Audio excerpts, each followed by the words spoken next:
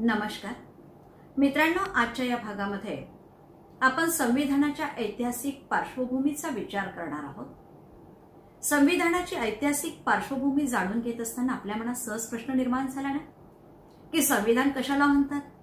तर मित्रांनो, संविधान या शब्दाचा अर्थ जर आपण जाणून घेण्याचा प्रयत्न केला तर अनेक देशांच्या संविधानाचा जेव्हा आपण अभ्यास करतो, मग त्या भारताचं असेल, अमेरिकेचं असेल किंवा जगातल्या इतर कोणत्याही देशाच्या संविधानाचा आपण विचार केला तर ज्या ठिकाणी नियमांना एकत्रित केलं जातं, म्हणून नियमांची गोळाबेरीज म्हणून संविधान ओळखलं जातं।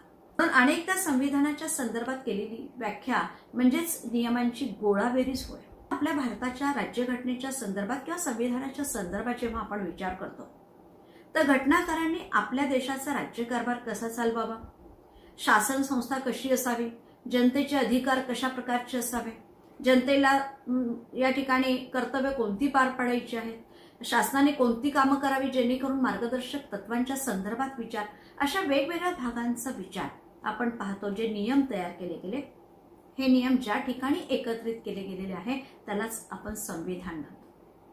मग ती संस्थेची राज्यघटना असेल किंवा वेगवेगळ्या आपण पाहतो राजकीय पक्षांची सुद्धा घटना असते, एखाद्या संस्थेची घटना असते, त्या घटनेमध्ये काय असतं की त्यांची सगळी नियमावली दिलेली असते। कशा पद्धतीने कामकाज चालणार, कशी व्यक्ती निवडली जाणार, त्यांना कोणते अधिकार असतील, त्यांचं स्वरूप काय असेल, त्यांची कार्यपद्धती कशा स्वरूपाची असेल, या सगळ्या नियमांचं एकत्रितपणे केलेलं नियमांची जी गोळाबेरीज आहे ना, त्या गोळाबेरीजला आपण संविधान असं म्हटलंय। निश्चितच संविधान म्हणजे काय, म्हणजे नियमांची गोळाबेरीज, हे आपल्या लक्षात आलं असेल। मित्रांनो, प्रत्येक देशाचं संविधान हे सारखं असत नाही। संविधानाची निर्मिती मुळात कशातनं तयार होते, जनतेच्या इच्छेतून, जनतेच्या अपेक्षेतून, जनतेला निर्माण झालेल्या ज्या काही भावना असतील जनतेच्या किंवा त्यांच्या काही ज्या समस्या असतील किंवा जी परिस्थिती असेल, या परिस्थितीतून घटना निर्माण होत असते। मग आपल्या देशाची परिस्थिती किंवा इतर देशांची परिस्थिती सारखी नाही। आपल्या अपेक्षा आणि इतर देशातल्या जनतेच्या अपेक्षा भिन्न आहेत, कारण प्रत्येक देशाची संस्कृती भिन्न आहे, विचारसरणी भिन्न आहे, दृष्टिकोन भिन्न आहे आणि म्हणून तिथल्या जनतेच्या इच्छा आकांक्षा भिन्न आहेत। जशी इच्छा आकांक्षा असेल, अपेक्षा असतील, परिस्थिती बदलली की त्याचा प्रभाव आपण पाहतो घटनेवर पडतो।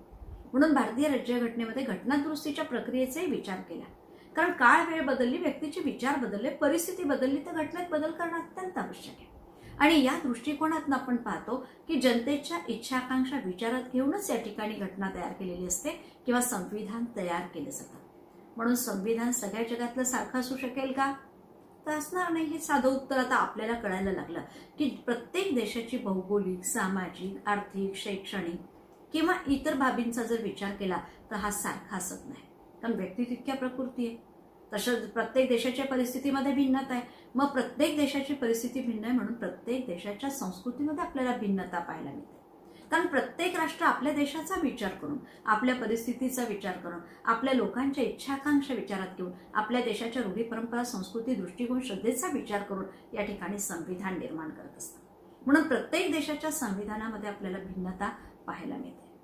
पण आपल्या भारताच्या संविधानाच्या संदर्भात जेव्हा विचार करतो तेव्हा आपल्या भारताचं संविधान तयार करत असताना घटना समितीतील जे सदस्य होते किंवा मसुदा समितीने जो ड्राफ्ट तयार केला तेव्हा त्यांनी जगातल्या वेगवेगळ्या देशांच्या राज्यघटनेचा अभ्यास केला आणि त्या राज्यघटनेचा अभ्यास करून नंतर आपल्या देशांची राज्यघटना बनवण्याचा प्रयत्न केलेला आहे। पण मित्रांनो, याच्या मागची जर ऐतिहासिक पार्श्वभूमी आपण जाणून घेतली तर आपल्या भारतात कुणाचं राज्य आहे, ब्रिटिशांचं।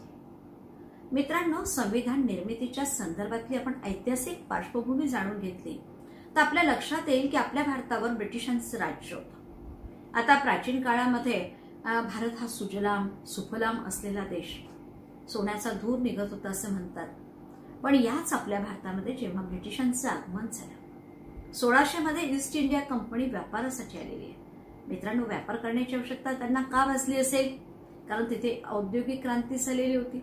त्या औद्योगिक क्रांतीमुळे तिथे मोठमोठे कारखाने उभे झाले, हस्तचलित यंत्राची जागा बाष्पचलित यंत्राने घेतली आणि परिणाम असा झाला की तिथे त्या कारखान्यासाठी लागणारा कच्चा माल, रॉ मटेरियल हे त्यांना मिळवायचं होतं। म्हणून त्यांना आपल्या कॉलनीज, वसाहती पाहिजे होत्या आणि तयार झालेला माल विकण्यासाठी हक्काची एक बाजारपेठ हवी होती।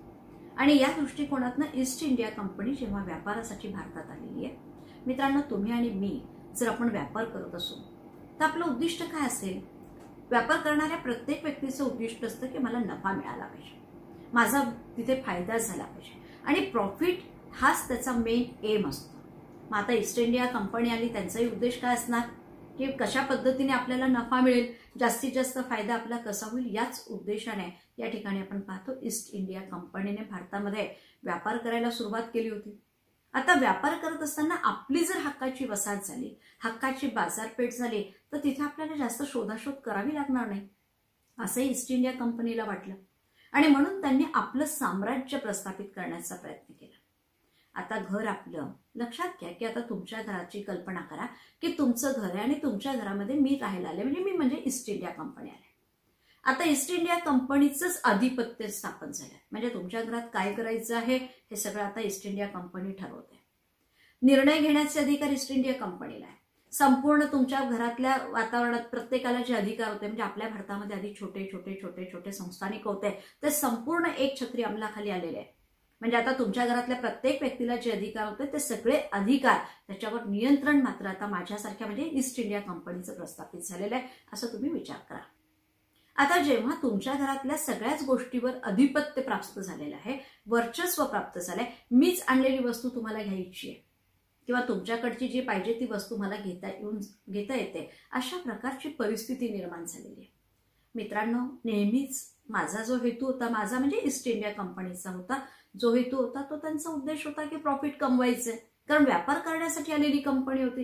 पण जेव्हा त्यांनी आपली पाळंमुळं खोलवर रुजवली, आपलं साम्राज्य प्रस्थापित करण्याचा प्रयत्न केला आणि त्यातनं काय झालं की कच्चा माल आपल्याकडनं कमी किमतीत घेऊन जाऊ लागले, पक्का माल जास्त किमतीत आणून विकू लागले. त्यामुळे त्यांच्या मालामध्ये आणि आपल्या मालामध्ये जेव्हा विचार आणि तुलना होऊ लागली तर त्यांचा माल कमी किमतीत विकला जाऊ लागला आणि तोही कंपनीतनं तयार झाल्यामुळे तो सुबक होता आणि त्याच वेळेस आपल्या बाजारात आपलीच वस्तू बाजारात आलेली आहे. आता गृहीत धरा की आपल्याकडे एखादी वस्तू भारतीय कंपनीमध्ये एखादी साडी तयार केलेली असेल आणि त्या साडीची किंमत, कारण साडी आपण कशावर तयार करणार आहोत, चरख्यावर आता किंवा हँड मिलने तयार करणार. मग आता छोट्या यंत्रावर आपण घरामध्ये एक साडी तयार करतोय आणि इंग्लंडमध्ये मोठ्या कंपनी म्हणजे मोठमोठ्या कारखान्यामध्ये ह्या साड्या तयार होतात. हाताने साडी तयार करायला मला जवळजवळ 8 ते 10 दिवस लागतात आणि इंग्लंडच्या फॅक्टरीमध्ये एका दिवसात 8-8, 10-10 साड्या तयार होतात. हा जो फरक आहे, या फरकामुळे इंग्लंडमध्ये तयार होणारी साडी जी होती ना, ती अतिशय कमी किमतीत, चांगले आकर्षक, कारण कारखान्यामधनं तयार होणारा माल एका मशिनरीमधनं निघतोय, हाताने तयार करत असताना थोडासा ओबडधोबडपणा येतो. साहजिकच मित्रांनो, ह्या दोन वस्तू तुमच्या समोर आहेत. मग भारतातल्या साडीची किंमत जर 1000 रुपये असेल आणि इंग्लंडच्या साडीची किंमत 800 रुपये असेल तर तुम्ही कोणती वस्तू घेणार? निश्चितच ज्याची किंमत कमी आहे, जी सुबक आहे, जी आकर्षक आहे. आणि दुसरी गोष्ट, मेंटेनन्ससाठी सुद्धा आपण पाहतो की यांनी पॉलिस्टरचा कपडा वापरला असल्यामुळे त्याच्यामध्ये जास्त मेंटेनन्सचाही खर्च नव्हता. मग त्याची डिमांड वाढली आणि त्याची डिमांड वाढल्यामुळे परिणाम काय झाला की आपल्या भारतात तयार होणारी जी वस्तू होती तिची मागणी जी होती ना ती कमी होऊन गेली. म्हणून भारतातील वस्तूंची मागणी कमी झाल्यास त्याचा परिणाम काय होणार? आता माझ्याकडची तयार झालेली वस्तू आहे ती कमी, आता इथे मी मार्केटला आणलेली आहे आणि इथे मात्र ईस्ट इंडिया कंपनीचा माल आहे. आता माझ्या वस्तूला तुम्ही घ्यायला असे झाले, माझी वस्तू तयार झालेली तशीच पडून राहिली. मग दुसऱ्या दिवशी मी मालाचं प्रोडक्शन तयार करणार का? कारण माझा पहिलाच माल अजून घरात पडलेला आहे. तर दुसरा माल तयार करून भांडवल इन्व्हेस्ट करून किंवा भांडवल त्या ठिकाणी लावून करणार काय, असाही विचार त्या ठिकाणी माझ्या मनात निर्माण झाला होणार आहे. आणि तोच विचार त्या काळात आपल्या भारतीय जनतेच्या मनात निर्माण झालेला होता. मग भारतीय जनतेने विचार केला की जर माझा माल पडू नये आणि माझ्या मालाला आता इथे मागणीच नाही आणि ब्रिटिश मालाला मागणी आहे, परिणाम काय झाला की आमचा पैसा इंग्लंडकडे जाऊ लागला आणि आमचे कारखाने बंद पडले. आमचे लघु उद्योग जे घराघरात आमच्या हाताला काम होतं ते काम बंद पडलं. मग आता काम नाही म्हणजे बेकारी आली, बेकारी आली म्हणजे दारिद्र्य, हे गतिचक्र सुरू झालं. परिणाम असा झाला की दारिद्र्य आल्यामुळे कुठे ना कुठे आपल्या उदरनिर्वाहाची सोय करायची म्हणजे नोकरीची शोधात आपण गेलो. नोकरी कोण देणार? British government. मग आता ब्रिटिश ईस्ट इंडिया कंपनी आपल्याला नोकरी त्यांच्या कारखान्यात कामाला ठेवेल किंवा कुठेतरी कोणत्या व्यवसायात आपल्याला काम देईल. कमी किंमत, कमी आहे ना, कमी दाम मिळेल, पण आपल्याला मात्र नोकरी मिळेल या अपेक्षेने आपण काय केलं, ईस्ट इंडिया कंपनीकडे नोकरीला लागलो. मग आता ईस्ट इंडिया कंपनी नोकरीला ठेवत असताना वरिष्ठ पदावर त्यांचे लोक, कनिष्ठ पदावर आम्हाला पगार कमी, आमची पात्रता असून सुद्धा आम्हाला वरिष्ठ पदावर घेत नाही, ही सगळी जी व्यवस्था होती ना, त्याचा परिणाम एका अर्थाने आपल्याच घरात येऊन आपलं शोषण करून पुन्हा मानसिक त्रास आपल्याला. परिणाम काय झाला की आपल्यामध्ये द्वेष. आता साहजिकच आहे, आपल्याच घरामध्ये लक्षात घ्या की आता तुमच्या घरामध्ये ईस्ट इंडिया कंपनी म्हणजे मी आलेले, मी तुमच्या घरात राहते, संपूर्ण तुमच्या घरावर माझं नियंत्रण आहे, काय करायचंय मी ठरवते. एक ना एक दिवस तुम्हाला कुठेतरी वाईट वाटणार आहे आणि हीच वाईट वाटण्याची परिस्थिती भारतीय लोकांच्या मनात निर्माण झाली. पण वाईट वाटल्यानंतर बोलेल कोण, हा प्रश्न होता ना. मग इथे बोलण्यासाठी एकटा व्यक्ती जो धाडस करेल त्याला त्रास सहन करायचा आहे. मग याच्यापेक्षा न बोललेलं बरं. मग याचा परिणाम असा झाला की भारतीय जनतेला, कारण आपल्या घरातही बघा भांडण झालं ते एक छोटंसं कारण असतं भांडणाचं आणि त्याची थिंगी पडली की मग त्याचे वेगवेगळे विषय बाहेर येतात. तशीच घटना आपल्या भारतामध्ये घडलेली होती की 1857 मध्ये जो उठाव झाला, तो उठाव तुम्हाला माहितीये की कशामुळे झाला की बंदुकीच्या वरच्या जे कव्हर बनवलेलं होतं ते कशापासून बनवलं होतं, गाईच्या आणि डुकराच्या चरबीपासून. आणि या दोन्ही गोष्टी आमच्या लोकांच्या भावना दुखावणार होत्या. कारण हिंदूंना गायचे चरबी तोंडात धरणं अपवित्र मानले जायचे आणि मुस्लिम लोक ती पण डुकराची चरबी तोंडात धरत नाही. यामुळे काय झालं की लोकांच्या भावना जेव्हा दुखावल्या, लोक संतापले ब्रिटिश सरकारवर. एक छोटंसं कारण होतं आणि या कारणातनं जी वाईट भावना आमची निर्माण झाली होती, सैन्यातले लोक नाराज झालेले होते आणि मग भारतामध्ये असंतोषाचं वातावरण निर्माण झालं. अशा परिस्थितीत जर ईस्ट इंडिया कंपनीचं राज्य गेलं तर इंग्लंड सरकारचं पण नुकसान होणार होतं. कारण ईस्ट इंडिया कंपनी राणी व्हिक्टोरियाच्या मध्ये ईस्ट इंडिया कंपनी आली आहे, इथे व्यापार चालू झालेला आहे. टिपू सुलतानाच्या मृत्यूनंतर दक्षिणेकडे त्यांनी आपलं शासन मजबूत केलेलं होतं. 1818 मध्ये लॉर्ड हेस्टिंगच्या काळात त्यांनी मराठी सत्ता सुद्धा उद्ध्वस्त करून टाकलेली होती. त्यानंतर रणजित सिंहच्या मृत्यूनंतर पंजाब तसेच गढवाल सिंध प्रांत त्यांनी काबीज केला. म्हणजे लक्षात घ्या, आपल्या भारतामध्ये स्वतःचं अधिपत्य प्रस्थापित करण्याचा प्रयत्न या ईस्ट इंडिया कंपनीने केलेला होता. आता ईस्ट इंडिया कंपनी राज्यकर्तेच बनू लागली. राज्यकर्ते म्हणजे मी तुमच्या घरातले तर राज्य करणारी व्यक्ती आहे, मी अगदी सोफ्यावर बसून तुम्हाला सांगते करा, सगळा पैसा तुमचा खर्च होतोय, माझ्या चैनीवरचा पैसा सुद्धा तुम्हाला खर्च करायचा आहे. कुठे ना कुठे आपल्या मनात नाराजी आणि परिणाम असा झाला की जेव्हा ईस्ट इंडिया कंपनीला आमचा विरोध होता, ईस्ट इंडिया कंपनीला विरोध झाला तर इंग्लंड घाबरलं. इंग्लंडच्या सरकारला वाटलं जर इथली सत्ता गेली तर आपलं इथलं साम्राज्य निघून जाईल. आणि मग त्या भीतीने इंग्लंडच्या सरकारने काय केलं माहितीये की इंग्लंडच्या सरकारने पहिली गोष्ट जी कोणती केली, ईस्ट इंडिया कंपनीच्या हातातला कारभार काढून घेतला आणि तो स्वतःकडे घेतला.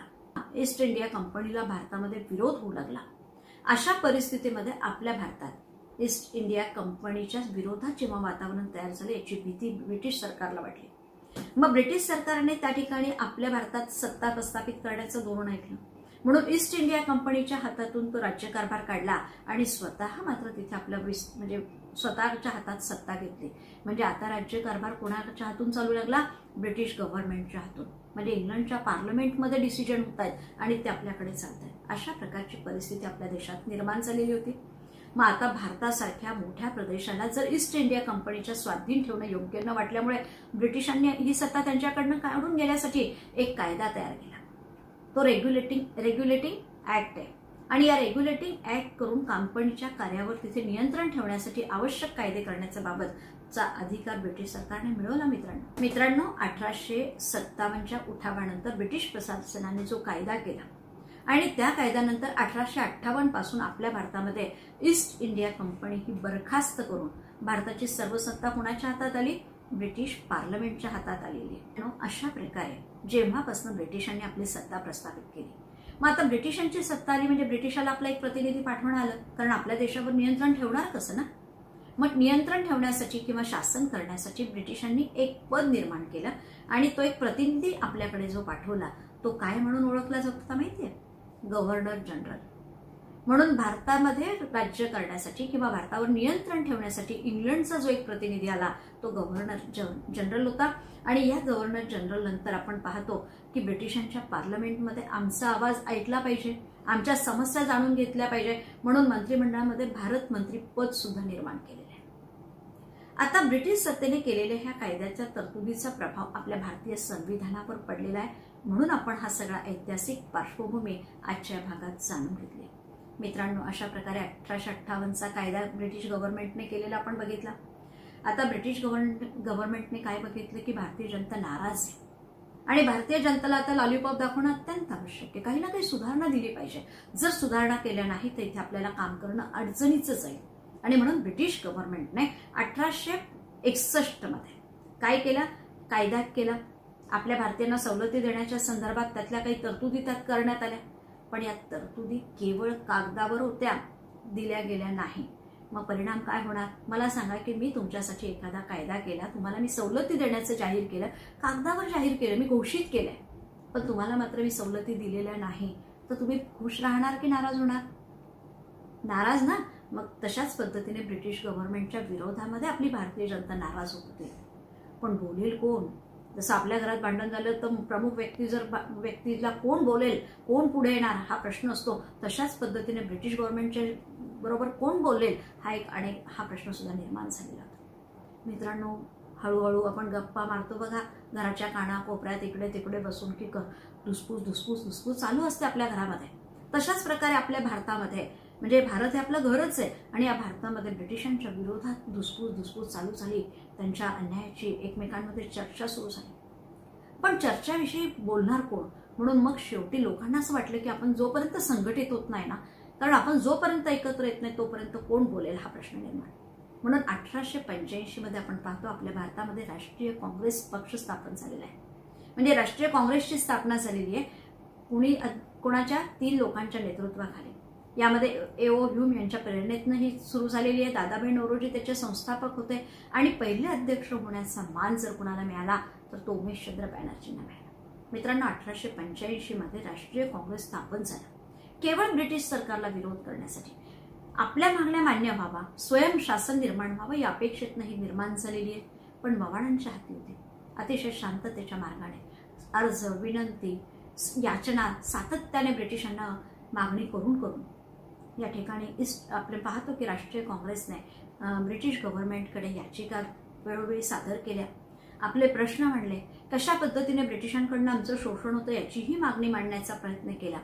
पण शेवटी जेव्हा आपण मागण्या करतो आहे आणि मागण्या केल्यानंतर जर भारतीय लोकांना काही दिलं नाही तर निश्चितच भारतीय लोक नाराज होतील. या दृष्टिकोनातून 1892 मध्ये कौन्सिल कायदा केला. कौन्सिल कायदा केला, पण या कौन्सिल कायद्यामध्ये ज्या काही सुधारणा आणि कायदे केले होते ना ते सुद्धा कागदावरच राहिले.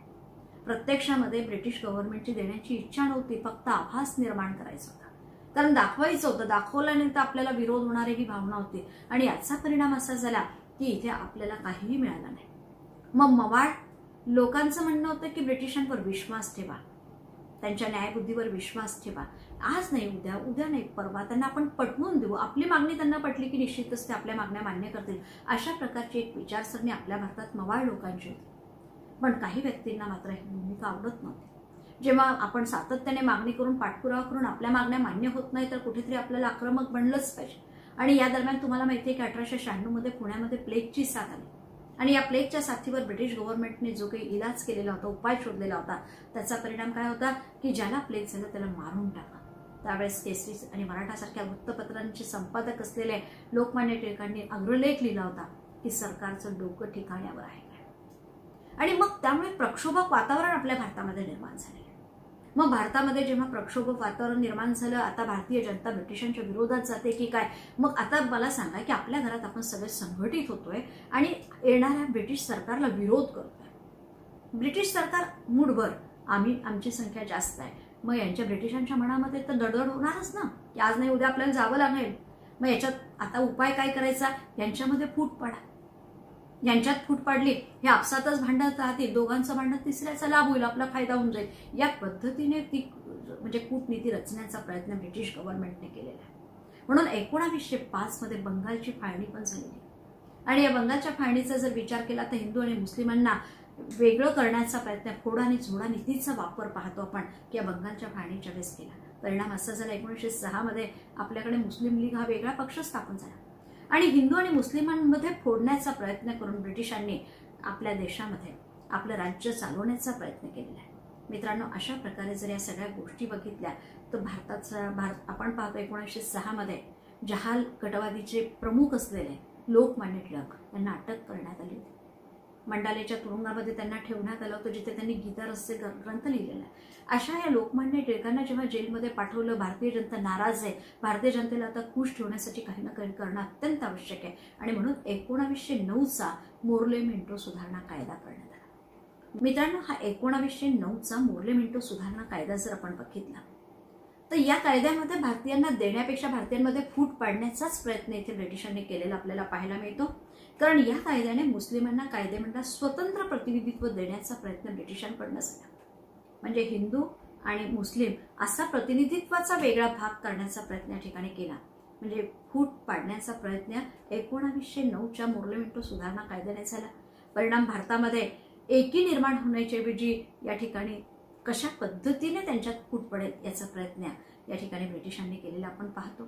यानंतर पुढचा जो भाग आहे 1919चा मॉन्टेग्यू चेम्सफोर्ड ऍक्ट असेल किंवा सायमन कमिशन आहे, त्यानंतर आपण 1935चा प्रांतीय कायदा आहे, आणि इतर ज्या काही बाबी आहेत घटनात्मक ऐतिहासिक बाबीच्या दृष्टिकोनातनं, मग या सगळ्या बाबींचा विचार, मग क्रिप्स योजना असेल किंवा कॅबिनेट मिशन योजना आहे, या वेगवेगळ्या घटनांचा अभ्यास मित्रांनो आपण पुढच्या भागात करूया. आज आपण इथेच थांबूया. ऐतिहासिक पार्श्वभूमीमध्ये आपण बघितलं की 1909 पर्यंत ब्रिटिशांनी केवळ आपल्याला झुलवत ठेवण्याचा प्रयत्न केला.